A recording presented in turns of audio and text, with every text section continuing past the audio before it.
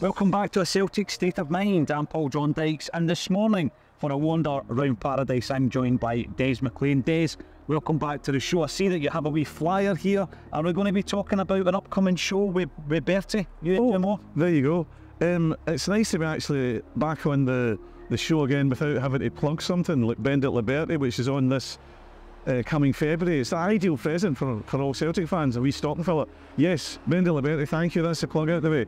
I wasn't going to bring the flyers, but I thought, it's a nice morning. Anyway, lovely to be back. It's a lovely morning. Well, the good thing for me, Des, is if I go back to the first time I ever spoke to you, it was during the dark old days of the pandemic.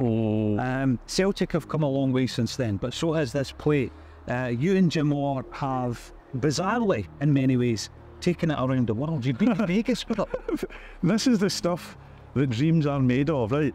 In 2019, before deepest, darkest lockdown, where we first spoke, Jim Orr messaged me and he says, I've got this, I'm doing a thing called Bend It Like Bratback, and I'm writing a new play, and I might incorporate a Lisbon line and stuff like that. And I was like, right, okay. And I'm thinking, I didn't even know the guy, but he's all, like Jim is, he's always keen, always determined.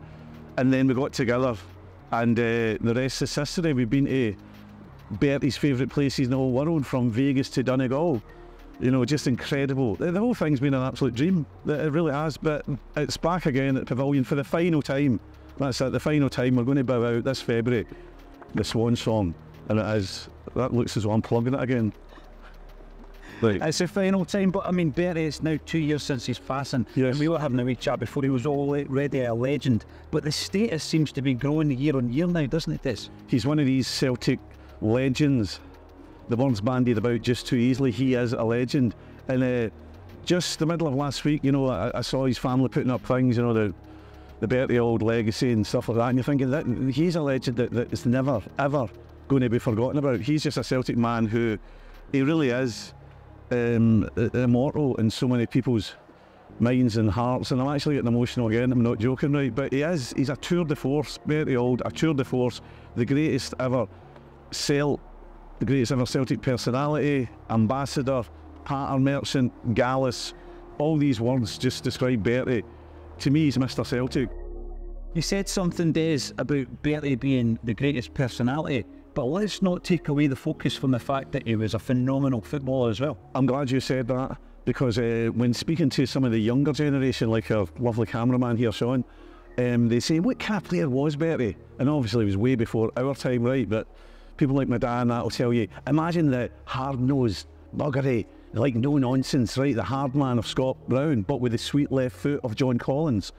Could we do with a player like that right now? Oh, Is that fair to say that's what Bertie was? Yeah. Hard man who could score the goals. 100%. Yeah, he did have the ability. This is the thing people sometimes overlook because of his personality. Yes. Des, but if Jimmy Johnson was the greatest entertainer, and Billy McNeil was the greatest captain, and Bertie was definitely the greatest personality. Of course it was. I think when you look at the Lisbon Lions, it's important to know that there was probably 4 or 5 captains in that dressing room, and Bertie was one of them, wasn't he? He was like, we do miss Scott Brown for that kind of a dig, the leadership, the winding up and all that as well, the bold Bruni.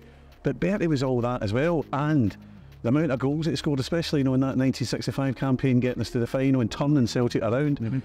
And a lot of people think, well, Big Jock was the man, he was a catalyst, yes, but Bertie was the guy who got us to the final and then scored a couple in the final as well. That was his favourite ever game. So yeah, I mean, greatest ever personality, and yes, he could play. And Bertie asked that question, but can they play? Yes, he could play. Definitely could play. Now, you and I have been through a wee mini journey ourselves. We started off when we were going for the 10. We've gone through the Ange Postecoglou reign, and now Brendan is back. What did you make of him turning up for the game a few weeks back, a month ago, Fitzroy Rocks? Do you know what? That was a brilliant, an amazing moment, right, for Brendan, because and that's where I come from, up that neck of the woods with the Black Hill right area, and that's why I support my local team, Celtic, unlike you Fifers. So no, not at all. So it was brilliant. What do you know? Something we were talking about this. Brendan, when he came back, he still had to win over a lot of people. Let's make no mistake, the Green Brigade and a lot of other doubters. So for every guy that liked him, there was somebody else saying, no, we're not having him. And he's doing all the right things now. See when he walked that wee boy off and put him back and pushed the guy out the way, right? It's walking back up there like that, you know, the bulging. That I thought, oh, wait a minute, and then the Green Brigade started to go, and he put him back in, right? And then he's talking about, you know, the wee conspiracy theories, you know, what you know, he's giving it all that. Wait a minute, how come we've played, you know, every Christmas we're always away? And I thought, he's doing all the right things. And I don't mean he's playing the game, well, he kind of is, but that as well, going to that local game, that's what you're looking for off a manager like Brendan. And you know what, I'm a fan anyway. I'm glad he's back, you know, and we're sitting in a lovely position at the moment. Take away the wee Atletico away thing. These things happen, right? Yes, we did get a wee pumping. However, domestically, I'm loving the football. I mean, you're looking at guys like Palmer, who just gets better, more entertaining every time you see him. And then O'Reilly, is there a better player in the UK? Okay, I'm getting carried away. O'Reilly, incredible. The papers are trying their best to sell him. Kyogo's on fire. It's all looking very, very good domestically, and I'm happy with Brendan.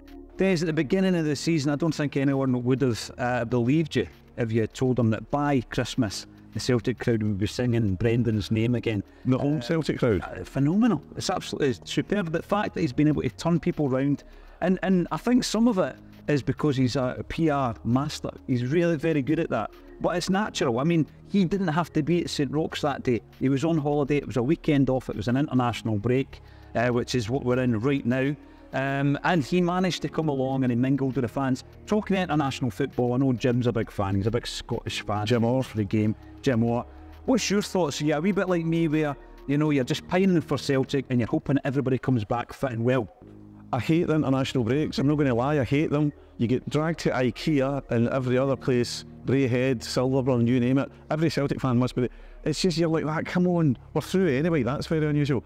But yeah, and you do hope that there's going to be as little casualties as problem, you know, as possible. So no, I just want it back, and I can't. Now this is us here, start of the week, looking forward to the weekend. I always feel that way. I hate the international breaks. I think most Celtic fans do, especially that we're sitting 8 points clear and absolutely coasting. A lot was said about the style of football under Ange Postecoglou days. Brendan Rodgers does have a style, but I feel that he's more pragmatic. I mean, sometimes, obviously not away against Atletico Madrid, but at home, he showed that he's able to actually change it, become more defensive and get a result that way as well. You're absolutely right about the pragmatic thing, right? Big Ange was gung-ho. If Celtic were getting beat 3-1, he would still be gung-ho, and he'd still go out there and just go attack, regardless of how much we were getting pumped. Whereas Brendan Rodgers' football, and by the way, make no mistake, Brendan Rodgers did not need to come back to Celtic. He's a rich man. He didn't need all the hassle winning people over and this, you know, like it is Celtic's fickle fans, right? And when he came back, I thought, hold on, people are talking about Ange's football. Brendan's football was not a million miles away from that. He was always into the pressing game. Yeah. And when you look back to that game, the first time round, Man City 3 each year, what a game that was that night. Celtic held their own. They had won like 11 games in a row or something like that. So Brendan loves that way as well, but he's not as gung-ho as Big Ange. So he's a wee bit more realistic, and you know, he can patch things up at the back and stuff like that. And he knows how to make a substitution, tactical switch. Remember the one at Ibrox when we were down to 10 men? Oh yeah, so Yep. So yes, he is like Ange, but not as gung-ho, and he's a better tactician, simple as that. And I was happy when he came back, and he had to win a lot over, but as you said, that moment where they all started singing Brendan Rodgers, it was beautiful. There was a tear in my eye.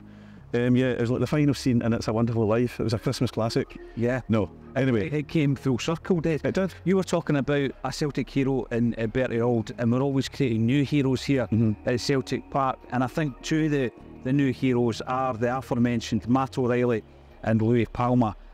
Palmer, I didn't think we could get over Jota as quickly as we have, but he's helping.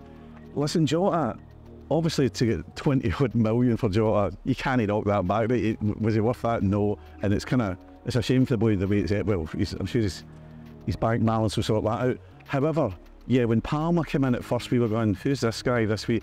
Now you're looking forward to seeing Palmer every game. You want him to get the ball. He's an absolute entertainer. You've seen him playing internationals. The ball that he sent to last week, did you see that? Oh, right. And so if he's not making goals, he's going to score a corner one of these weeks. It's going to happen. You know, he's trying it all the time. And total entertainer. The kind of player that Celtic fans, like we Jinky, he will put bums on seats and get you up off your seat. You know, Palmer is quality. And when you're like, get the ball to him, get the ball. O'Reilly, can I say, I'm like yourself, can't say enough about the guy. The guy's, and he's another guy that I don't think he was Angie's favourite. Well, I think that's evident now. Whereas Brendan came in, didn't he? Absolutely. Arm round the shoulder, listen son, and he's turned him into an even better player. He can take him to other levels. That's what Brendan's good at. Now, very good at that. Obviously, you're on the stage a lot, Des. Yes. You're great at that. That's where you feel comfortable. Acsom has started our own live event, one of which you were at recently, actually, Des, and we've got one coming up with the big fella, the Swedish defender.